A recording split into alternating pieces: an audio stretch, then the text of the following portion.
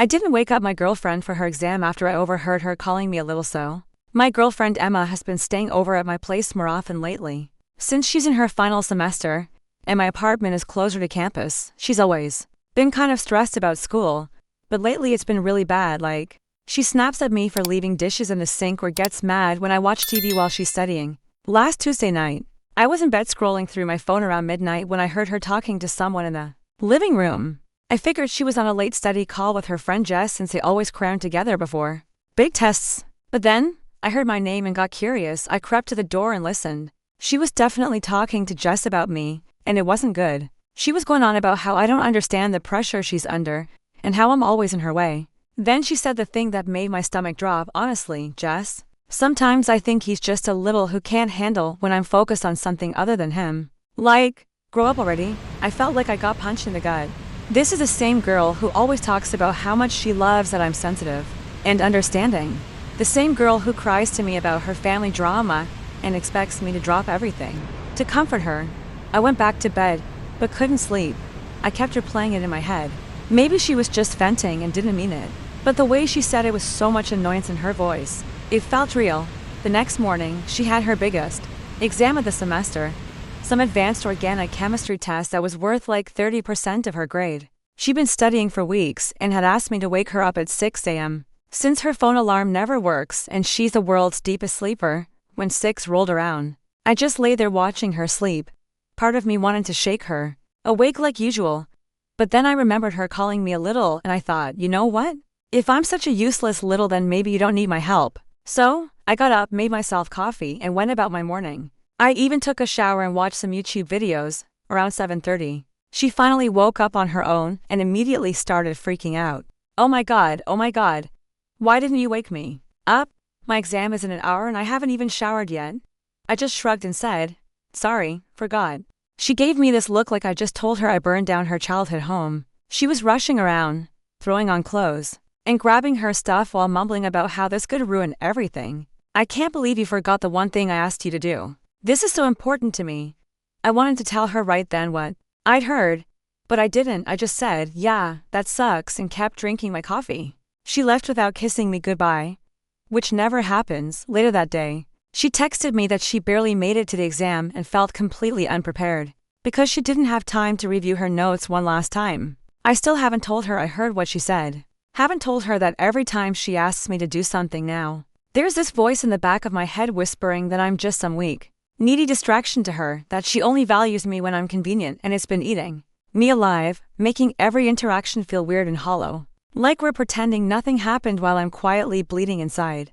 The day after the exam, she came home completely drained, threw her bag on the couch, and collapsed next to me, resting her head on my shoulder like she always does. Like my body is some safe place she gets to retreat to whenever life feels too loud, and for a moment my instinct kicked in, that automatic urge to comfort her, to rub her back, to tell her she did great no matter what. But my muscles went stiff instead because all I could think about was her voice in the dark, calling me something small and pathetic to her best friend. She noticed immediately. She sat up and looked at me and asked what was wrong.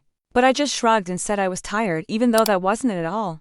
I wasn't tired. I was resentful, hurt, angry in this quiet, simmering way that didn't explode but instead settled in my chest like something heavy and permanent.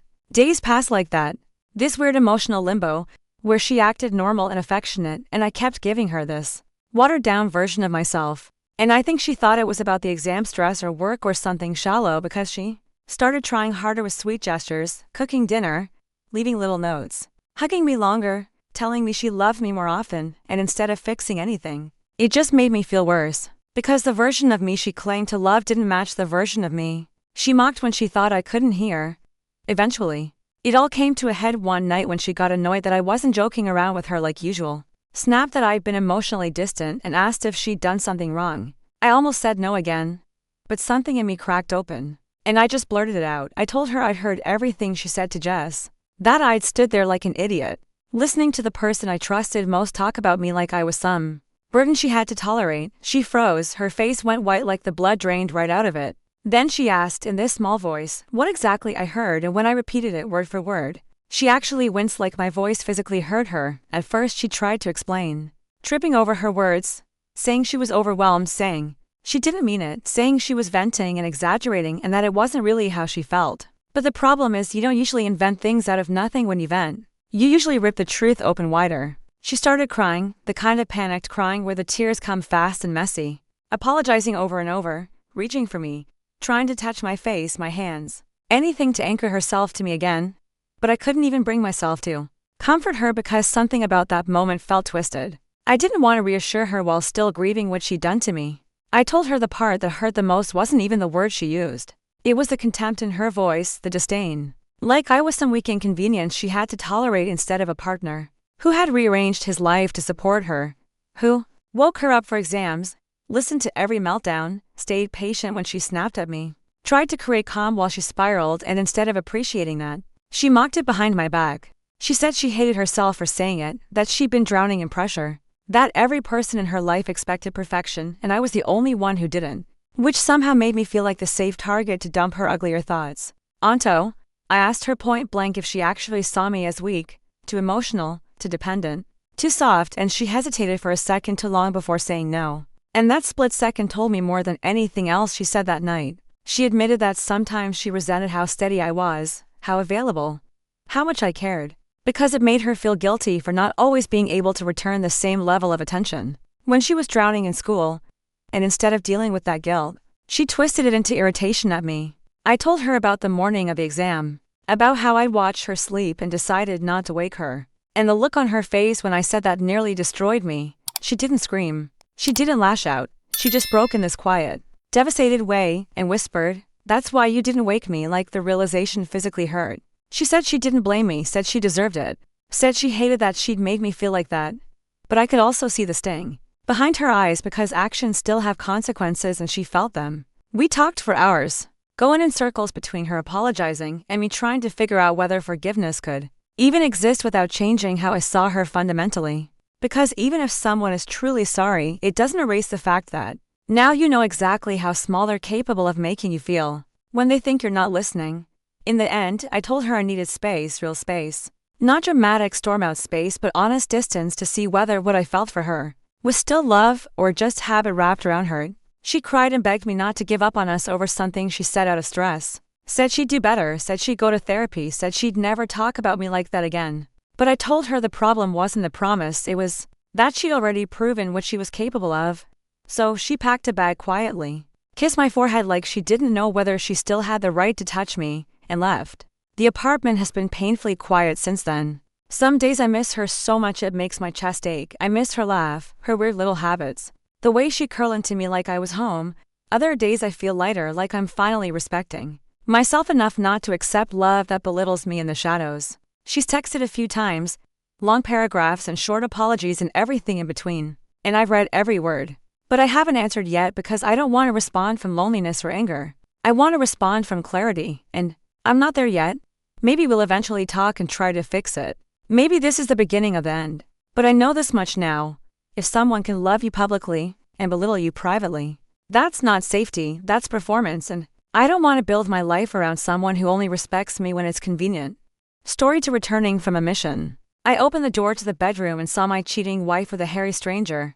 She was screaming, "Oh, yes, you're the best." I calmly approached the bed and delivered a devastating blow, causing her affair partner to hit the wall and lose consciousness. But the show was just beginning. The hit that changed everything. Coming home early from deployment wasn't the plan. But when you've been in deserts where silence can kill, the quiet of your own home feels strange, eerie even. The house was too quiet, no footsteps, no TV, no welcome home. I dropped my duffel bag in the hallway and called out, "Jess, nothing." I walked toward the bedroom, the hallway narrowing with every step. The door was half open, I could hear muffled noises, gasps, laughter, the creak of a mattress, then her voice, "Oh yes, you're the best." I stopped cold. The words hit like a round through Kevlar. But it wasn't the sound alone. It was the tone, carefree, hungry, and it wasn't for me. I pushed. The door opened, though they were, Jess, my wife of 5 years, was tangled in sheets with a man I didn't recognize. Broad shoulders, hairy chest, tattooed sleeve halfway down his arm. He was on top of her, his eyes closed, her head tilted back. She didn't hear me. He didn't hear me. But they both heard the crack when my fist connected with his jaw. The force lifted him off the bed and sent him tumbling into the wall, knocking over a lamp. He hit the floor like a dropped weight. Groaning once and then silence, Jess screamed, pulling the covers up around herself. I didn't scream, I didn't ask why. I just stared. She shrank back into the headboard. It's not what it looks like, I swear. I glanced at the unconscious man on the floor, then back at her. Then you've got a hell of a vivid imagination, I said coldly, her mouth open to speak again. But I was already walking toward the closet. I didn't expect you back yet, she said, voice cracking. Clearly? She scrambled to put clothes on, panic in her movements now. Please, just let me explain. I didn't answer. I was already moving to the next stage, contain, control, retaliate, because I wasn't just going to walk out. I was going to ruin everything she built with this lie. Tactical withdrawal, know when to strike and when to wait. I didn't storm out. I didn't scream. That would have been too easy for her. Instead, I calmly opened the closet, pulled out a small black duff and began packing. Jess, now standing at the foot of the bed in a crumpled t-shirt, hovered like a scared animal. Can we please talk? She said, her voice shaking. Her eyes darting to the man still sprawled unconscious on the floor. I glanced at him. A bruise was forming near his jaw, and he groaned softly, starting to come to. You've had enough talking, I said. You did it with your legs open. Her expression twisted. Stung by the line. Good. What are you doing? She asked. Getting out of your way for now. Wait? Just please don't do anything crazy. I turned and met her eyes. You have no idea what crazy looks like. Then I walked out, quiet, composed, leaving the door wide open behind me, just like she had with our marriage, back in my truck.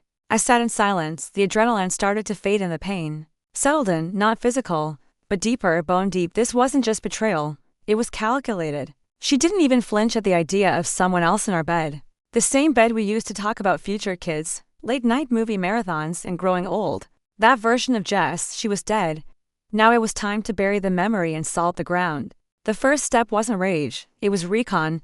I wasn't going to crash and burn like some emotional fool. I'd been trained for operations more delicate than this. I had photos from the house security cam, footage of them entering, no masks, no attempt to be discreet. I pulled up our shared phone plan records and started logging text history, timestamps, locations. She wasn't new to this. The affair had been going on for at least 4 months. Work meetings, weekend errands, out-of-town conferences, all cover stories and all verifiable lies. The next morning, I paid a visit to someone who hated Jess almost as much as I did. Her sister Megan. Megan was never subtle about her opinion of Jess. She's charming, she once said. Until she gets bored, then she starts breaking things, including people. When I told her what happened, she didn't look shocked. She looked vindicated. I warned you, she said. But I'll help. Why? I asked. Because I want front row seats when you take her apart. And so it began. Weak points and leverage. Revenge wasn't a moment. It was a process. Jess was impulsive, emotional, the kind of person who believed in shortcuts and silver tongues. I wasn't. I believed in precision, and if you want to dismantle someone completely, you don't scream in their face. You make sure everything they lean on collapses beneath them. Step 1. Find her weak spots. Step 2. Exploit them. With Megan's help, I found the pressure points fast. Her reputation. Jess had cultivated this image of being a loyal, driven woman. At work, her job at the real estate firm was everything to her. She bragged about being the youngest team lead in their office. Clients loved her, colleagues respected her, and they all believed she had a rock-solid marriage. Our finances, the house, it was in my name, the car leased under my credit. She hadn't contributed a cent since switching to part-time last year to focus on balance. Her affair partner, his name was Kyle Benson. Jess met him at some networking event. He ran a small-time digital marketing business. Translation: no real income, no real backbone. I dug deeper and found out he had a girlfriend. Living unaware. Perfect. I spent the next few days documenting quietly, carefully, copies of texts from our shared cloud backup, security cam screenshots from the front door, video clips from a discreet nanny cam I installed months ago to monitor our dog when I was away. Guess where it was? Right in the bedroom bookshelf. They made it easy. Then came the exposure. I created a secure email and scheduled for identical messages. One to her boss, one to Kyle's girlfriend, one to Kyle's business partners, and one to Jess herself. Each included the video footage clipped with timestamps, a spreadsheet documenting the overlap between our marriage and her affair, screenshots of texts between her and Kyle, the subject line, "Just thought you deserved the truth." The fallout came fast. Her boss replied within hours, "This is a serious HR violation. Effective immediately. She's been suspended pending an internal review." Kyle's girlfriend, she didn't reply. She posted a photo of a packed suitcase on her Instagram with the caption, "Know your worth, Jess." She called me 14 times that night. I didn't answer a single one, but I texted her back once. This isn't even the worst part. Not yet. The collapse begins the morning after the email drop. I woke up to silence. No calls, no texts, no knocks on the door. That alone told me the damage had landed. But by noon, the silence cracked. My phone lit up with a message from Megan. Jess is officially on fire. HR pulled her in this morning. She tried to say it was deep-faked. They didn't buy it. A second message followed. Her boss told her to take a personal leave until this is resolved, which we both know means start packing. I poured myself a coffee and stared at the wall. No music, no TV. Just the hum of a refrigerator and the sound of her world collapsing in real time. I visited the bank next. Our joint accounts were already transferred. My half to a separate one in my name only. I had the documents to prove I had contributed 90% of the deposits over the years. Jess, thanks to her erratic freelance schedule, wouldn't be able to touch much. I canceled the credit card she loved flashing around town, locked her out of the shared Amazon account, shut down the streaming services she used more than I ever did. Small things. Petty things, but they added up. By the time evening rolled around, the storm hit full force. She showed up at the house around 6:30 p.m. mascara smudged, wearing that beige blazer she used to say made her feel like a boss. I let her knock for a full minute before opening the door. You're not answering my calls, she said. Her voice was shaky, not angry, panicked. I leaned on the frame. I didn't feel like talking. Please, we need to talk. This is out of control. Oh? You think this is out of control? I've barely started. She stepped inside without being invited. Walked past me like she still owns something in this house. I closed the door behind her. She turned. I got suspended, you know. People are calling me a homewrecker. Clients are pulling listings. My phone hasn't stopped blowing up. I poured another cup of coffee and took a sip before responding. You wrecked your own home. I just handed you the mirror. Her face tightened. Do you think you're the first man whose wife cheated? You could have just walked away. Exactly. I said calmly. I could have. But you didn't walk away from me. You lied to me.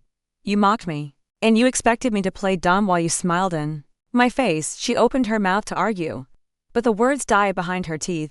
Then she broke. I made a mistake, okay? I know I hurt you. I laughed once. Dried out. Hurt me, Jess. You humiliated me in my house in our bed while I was on duty. She looked like she was shrinking. Her shoulders caved in. Her voice went flat. Can we fix this? I stared at her. Fix this? She nodded. We had good years, didn't we, before all of this? And I realized something. She wasn't here because she loved me. She was here because her options were disappearing. Kyle was avoiding her. Her reputation was tanking. She didn't want me. She wanted safety. A life raft. But I wasn't going to be that. I reached into the drawer by the kitchen, pulled out a sealed envelope and tossed it on the counter inside. The divorce papers, already signed, served with a notary stamp and everything. You've got 72 hours to sign and return those, I said. If you don't, I'll file with my attorney and seek full financial control. And trust me, with the evidence I have, a judge will side with me. Jess looked like she'd been shot. You're really doing this? I already did it, I said. Everything else is just clean up. She stepped back. Number, you're not the man I married. I met her eyes. Number, that man trusted you. She left without another word. I watched from the window as she stood by her car, fumbling for her keys with shaking hands. Then she drove off. And for the first time in weeks, I felt something close to peace. But the final blow that was still on the horizon. Ready for Chapter 5? That's where the last nail goes into the coffin. Public, permanent, and perfectly delivered. You said continue. Chapter 5. ChatGPT said. Chapter 5. The final nail. 1 week after I handed her the divorce papers, she still hadn't signed. Typical Jess, stalling, hoping I'd calm down, hoping this whole mess would blow over if she acted remorseful long enough. But I wasn't interested in forgiveness. I was interested in closure. And it was time for the world to see her the way I now did, without the filter. No charm, no manipulation, no carefully curated social media mask. It was time for her to be exposed completely. I waited for the right moment. Her friend Ava's engagement party. Jess wasn't just attending, she was in the bridal party, wearing a custom dress, giving a speech, acting like a pillar of grace and virtue. The irony was almost poetic. IRSVPD, yes, weeks before the fallout, still had the invite, still had the access. But this time, I wasn't coming alone. No, my date was Truth. I arrived 20 minutes before Jess, made a polite round, nodded at people I barely knew, and quietly handed a USB to Ava's fiancé with a simple request. When Jess gives her speech, could you play this video after? It's a tribute to honesty. He smiled. Sure, man. Happy to. He didn't know what was coming. No one did except me. Jess stepped up to the mic, dressed in white satin, all polished smiles and fake sincerity. She spoke about love, about loyalty, about commitment, and then the screen lit up. The footage rolled. Jess wrapped around Kyle in our bed, their texts. Her voice clear as day, whispering, "My husband will never know." The room turned to ice. Whispers cut the air like blades. Someone gasped. Ava dropped her champagne glass, and Jess, she froze. Her face went pale. Her knees buckled slightly. Then the mic, still in her hand, picked up her broken whisper. "Who did this?" I stepped forward, calm as ever. "That would be me." Eyes turned, dozens of them, friends, co-workers, strangers. "You stood up here preaching about love, Jess. But love isn't built on secrets." And tonight, I figured the truth deserved a little spotlight. I didn't wait for applause. I just turned and walked out. The next morning, the divorce papers were signed, notarized, and delivered via overnight courier. No note, no message, just a name scrolled in rushed handwriting. Her world burned down, mine finally free. Was this revenge justified, or did it go too far? Drop your thoughts in the comments below. We want to hear your take.